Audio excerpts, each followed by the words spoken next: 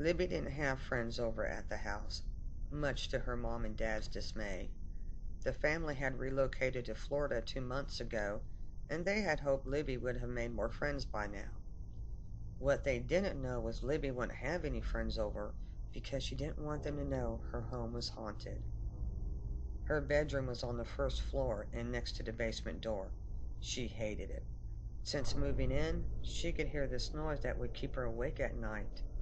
It sounded like many fingernails tapping on the floor, and they would go back and forth down the hall past her door.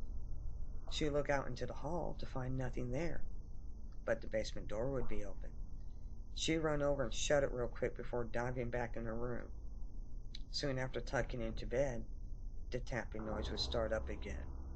No matter how many times she checked, nothing would be in the hall, and the basement door was open each time. It was a heavy door. Once latched, it took a couple of times of twisting the knob back and forth to jerk it open. As hard as she tried to tell her parents, they wouldn't believe something strange was going on. Due to her parents' persistence, on her 13th birthday, Libby was having a slumber party, inviting 5 girls for the sleepover. They were all sleeping in her bedroom when the tapping noise woke them. Listening to it for several minutes, each gave their own input on what it could be. Believing it a hoax, the girls piled to the door and opened it fast while yelling out boo to surprise whoever was on the other side. But nobody was there. And like that, my friend Linda's legs were pulled from underneath her so fast, she sat down hard enough to bite her tongue. Blood spurted from her mouth, and she had a look I have never seen on a person's face. It was a mixture of surprise and pure terror. The girls weren't laughing anymore and just stood there in shock. I pushed them aside to help Linda up, but she begins to be dragged on her stomach slowly down the dark hallway by something we can't see. I felt for sure everyone down the street could hear her screams. I start screaming for my mom and dad to run towards her to grab her arms.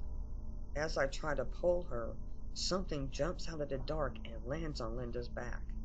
A monkey was the first thing that popped in my head. Its beady eyes reflected bright white as it leans over Linda's head, grabbing a chunk of her hair, and screamed at me angrily, showing off rows of very sharp pointed teeth. Hissing, it swipes impossibly long claws for its body size at my arm, slicing it open in 5 places. My eyes water in pain. While all this is going down, Linda is still being dragged and is pulled in the open doorway of the basement, with this creature riding her like a horse. I almost lost it thinking, there was more than one? The blood running down my arm is making it slippery, and I lose my grip on one of Linda's hands. She grabbed at the door frame with her free hand while screaming her head off.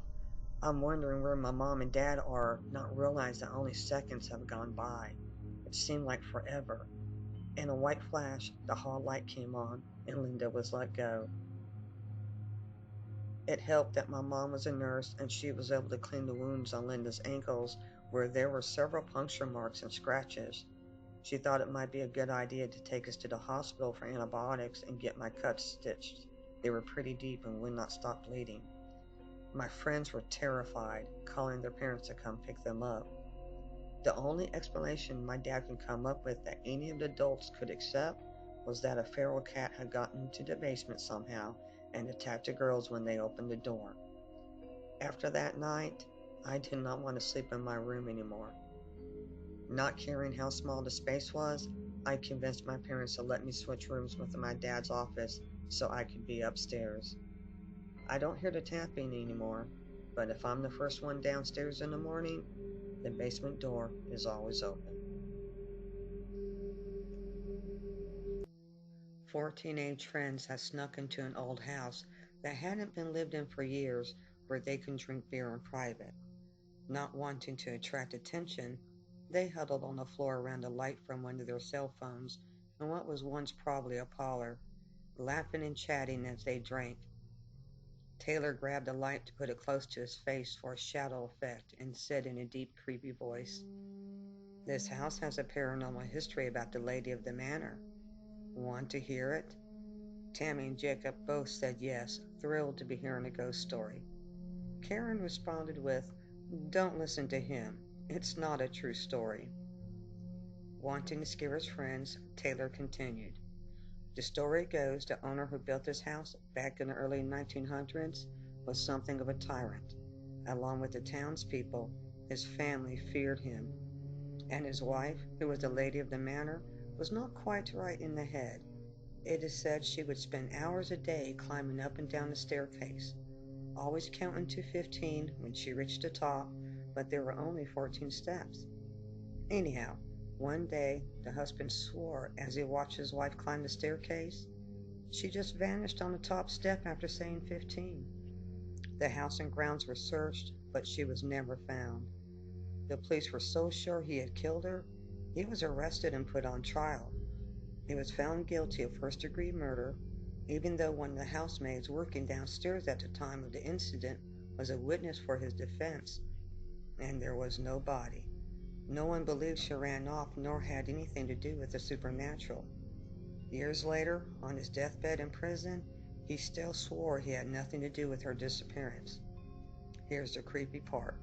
Some people claim that if you climb the steps and count to 15, you can hear her cries for help. Is it true? I don't know. Karen couldn't keep the excited curiosity out of her voice as she asked, "Did they ever find her body?" Taylor put the phone down before answering, "No, but most around here believe she is buried on the grounds somewhere." Karen let out a hoot and said, "There was nothing supernatural about it. She probably just took off to get away from her husband." Taylor winked at Karen and dared her. "Only one way to find out. Climb the 14 steps, count to 15 out loud, and listen for her cries." Waving her hands in front of her, Karen answered with a sharp, "No way. I'm not playing your silly game." Tammy jumped up to her feet, stating eagerly, "I will." They all stood at the bottom of the staircase watching her as she climbed the steps in the dark, counting out loud to 15 before running downstairs real quick, giggling. A few minutes later, as they sat teasing one another about ghosts, Jacob noticed the light seemed to be dimmer and asked, "Is it me, or is it getting darker in here?" Taylor picked up his phone and smacked it in the palm of his hand. It lighted brighter for a moment or two before dimming again. Looking at the screen closely, he said with a confused look, "That's weird. My phone is low on battery life, but it had a full charge when we came in."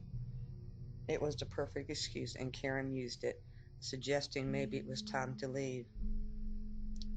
Jacob stood up and pulled Tammy to her feet as he said, "Fine by me. We are out of beer anyway." They walked into the darkness toward the front of the house. Upon finding the front door, Taylor tried to open it, but the doorknob wasn't twisting. He shook the door, twisting the knob hard at the same time, but it still would not turn. "It's locked," he said in shock. Jacob pushed Taylor out of the way. "Here, let me try." He twisted the doorknob but couldn't get it to move either. He kicked at it in frustration. Angry, he snapped at Taylor, "Great, you locked us in." Moving into a couple of rooms, they couldn't get any of the windows to open. After not being opened in several years, they were petrified and closed. The downstairs was completely empty, not a stick of furniture anywhere that they could use to break the glass. The back door had a large tree on the outside growing right up against it, making it impossible to get out that way. By now, they were all anxious to leave. Grabbing Tammy's hand, Jacob made for the staircase. "Let's try upstairs." Karen replied stubbornly, "I'm not going up there." Her gut twisted at the idea of climbing the staircase. Jacob wanted out of the house now and insisted fiercely, "Maybe we can get out through one of the windows up there and climb down." Karen stood her ground.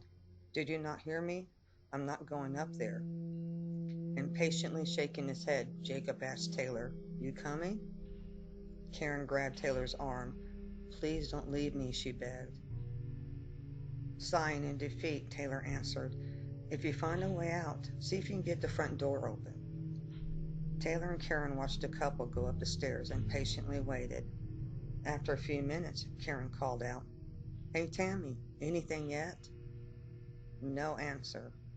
Taylor put a foot on the bottom step and said in a loud voice, "Hey, Jacob, find a way out?" It was too quiet. He gave Karen an uneasy look. He tried his phone, but it was completely dead. Karen's was the same way. Going over to the door, Karen turned a knob and it opened. Relief flooded her system and she said happily, "Taylor, look, we can get out."